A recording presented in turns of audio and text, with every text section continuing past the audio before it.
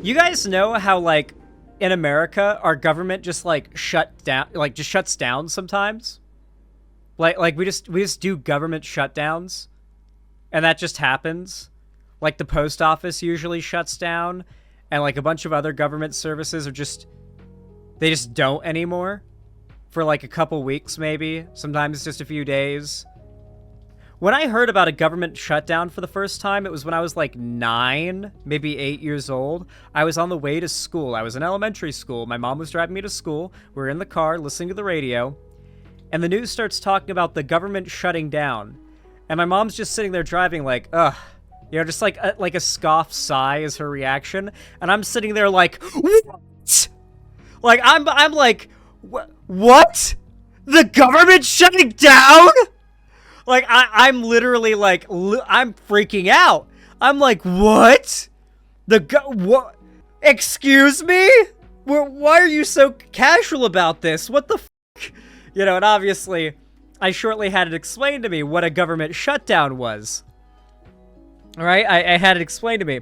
And I was like, okay, well, that's pretty bad, but it's like, I guess it's not like literally the America's over, you know? Because I was just under the assumption America was over, right? Like, that's what a kid assumes when they hear the government has shut down for the first time, when the government has shut down, you know? Anyway, it turns out that just kind of happens. And if it's happened a few other times since then, so it's kind of like nothing too crazy new or anything like that. But it's certainly not a good thing. And guess what? We're barreling towards another government shutdown, guys.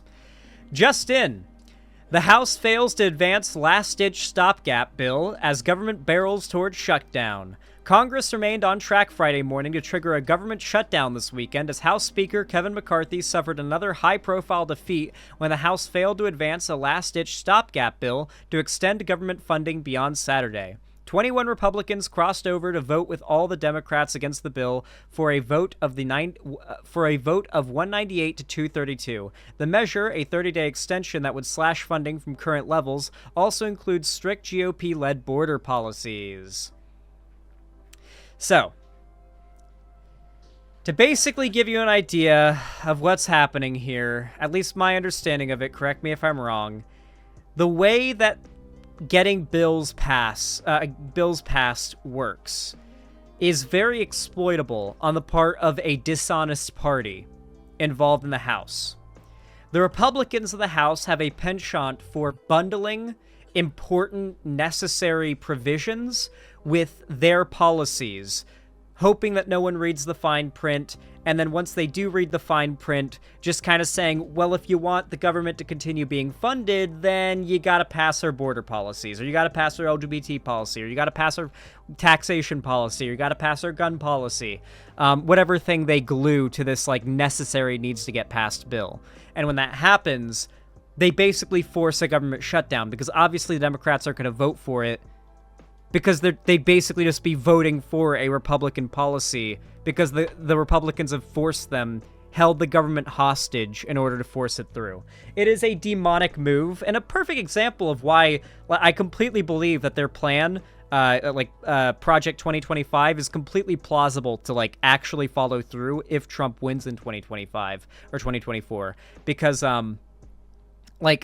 they've been willing to do this for a long time. They've done January 6th. Trump has been responsible for the death of millions of Americans because of COVID. Like, don't think that the things they laid out in their Project 2025 plan, don't think they're not possible. Don't think the Republicans are incapable of that, or they'd change their mind or go back on it or feel guilty. Oh my God. Don't think that you can just, like, sit back and assume that shit is impossible. How the shutdown could impact national security. The White House has warned of shutdown impacts to national security, including the 1.3 million active duty troops who would not get paid during a shutdown. By the way, when the Republicans do this, they're actively preventing our, like, armed forces from being paid. And yet they're the ones who weaponize the whole, like, yeah, we love the military, we love our troops, we love guns and camo and tactical gear and all that shit. And meanwhile, they're the ones that are preventing, like, wounded veterans from getting, like, health care, veterans with PTSD from getting access to mental health care. Like, the vast majority of homeless people in the United States that are adults are veterans. Like, they actively just don't give a fuck.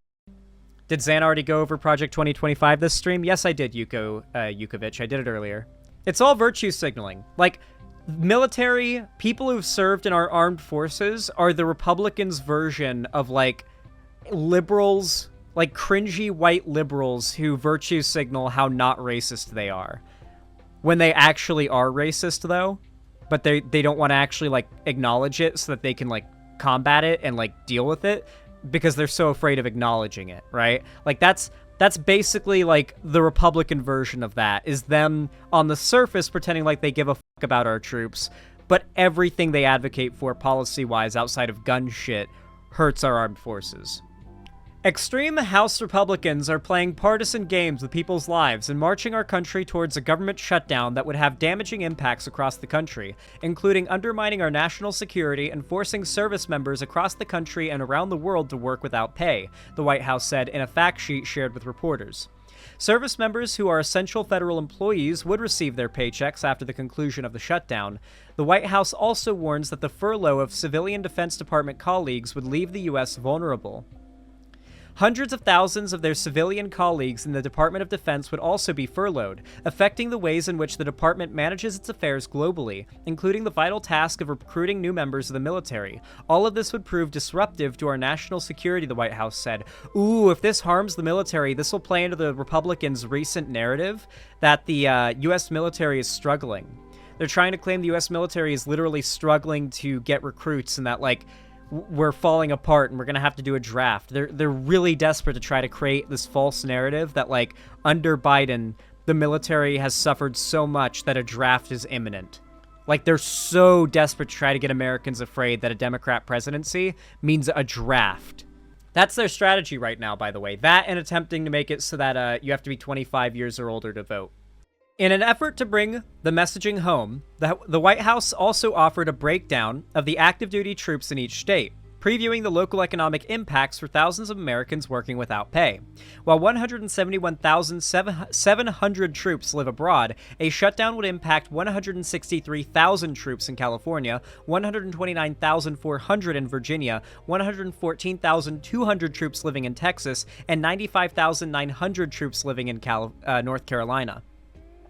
In 3 recent shutdowns that lasted at least 2 weeks, members of the military were paid, either because Congress had passed the necessary appropriation or because lawmakers approved legislation guaranteeing service members pay, said Andrew Lautz, senior policy analyst at the Bipartisan Policy Center. Well, that is the current up-to-date news. Everything else that I could read you guys is out of date now. Like, the next article is, the House has now begun voting on final passage of the GOP's short-term funding bill. The same bill which just 8 minutes ago failed. So, yeah. It's looking like this government shutdown's gonna happen. I don't know if it'll happen while I'm live, but it looks like it's going to happen today. Probably before 5 p.m., I would guess. So get excited for that, guys. Yay! New government shutdown. Woo! I swear to God, were these always so common? I feel like I've lived through 4 of them, maybe 5. Were these as common prior to, like, 2000? Or was this, like, mostly a post-9/11 thing? Can any boomers in chat confirm it's become way more common now? This means TSA will be crippled? Good. Those motherfuckers, like, took a hacksaw to my, like, Pelican case when I was flying from Tampa to Seattle. I had, when you fly with guns, you have to put them into a hard case and, like, padlock them and, like, check them in as checked luggage and put them through TSA and, like, security and everything, and they have to be declared and all that. And, even then, TSA wants to get into your case and fuck with your stuff. So they will do anything they can to get inside. They're not supposed to open them. They still try. It's literally illegal for them to open your gun case without you present and touch your gun without you present. And yet they still try because there's giant hacking marks from, like, a saw and from, like, a little axe on the back of my case on the hinges and around the spots, like, where the padlocks are. And it's very common. It's like, it's very, very common for TSA to try and get into your gun case. They do it all the fucking time. They're not allowed to, but it's on you to keep them from doing it. And if they do get into your shit, you have to file a claim with your airline, and your airline like a year later will pay you back. The airlines hate TSA. The airlines fucking hate TSA. Like the airlines have to spend millions of dollars a year reimbursing their customers for property destroyed by TSA. They destroyed my my like 14-year-old suitcase. When I was 8 years old, I got a suitcase for a vacation I took to New York City with my mom. It was the first time I ever flew. It's lasted me 14 years. I've taken it on countless trips. They fucking finally broke it. I received it, took it off the conveyor belt because it was checked luggage, pulled the little handle up, it just ripped straight out. 14 years of use, taking really good care of it, and it fucking broke because TSA just... the damn thing. Who are they hiring for TSA? The saddest people you can possibly imagine. Anyway, yeah, no, listen. Fuck TSA, to be completely fair. Like, they also, on top of that, I have seen TSA pat down countless women just because they wanted to grope a woman. Also, they patted down... They patted me down for no reason on my way to Florida when I went through the Seattle airport. I went through it. I didn't have anything on me. I passed through the metal detector, and they said, hold on a second, and they patted down just my knees. There's nothing there. I was wearing jeans and nothing else. It was just denim and then my knees.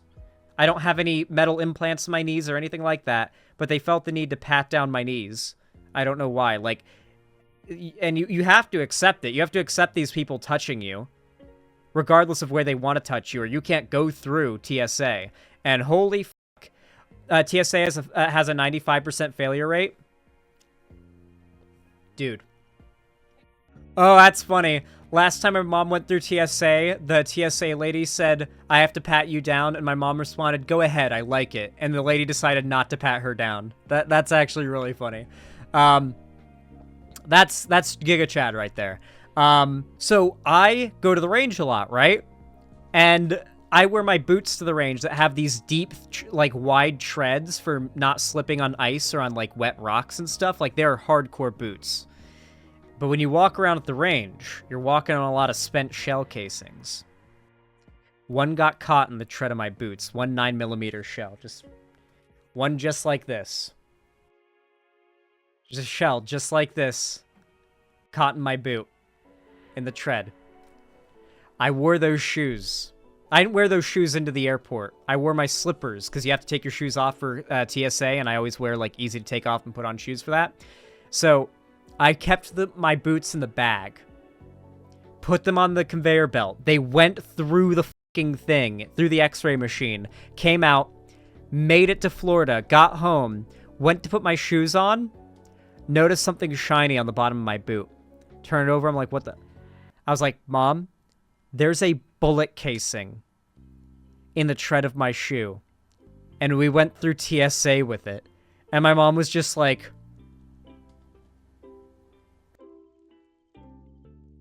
And, like, the TSA is just... They're the top tier of anti-terrorism task force. Like, oh my god, dude. How did they not notice that? I mean, I'm glad they didn't, because holy fuck. How did I not notice it for starters as well? I'm just beyond lucky. I imagine they wouldn't have done anything but throw it away, but it was literally a shell casing stuck in the tread of my boot, and they didn't notice it despite going through the machine. One time I left my AirPods in my pocket, and they didn't notice. Damn, Emu ain't on. Anyway, I don't know how we got into a whole the TSA rant from this, but that is the only good thing that will come out of this, is that the TSA will be harmed by it. That's pretty based.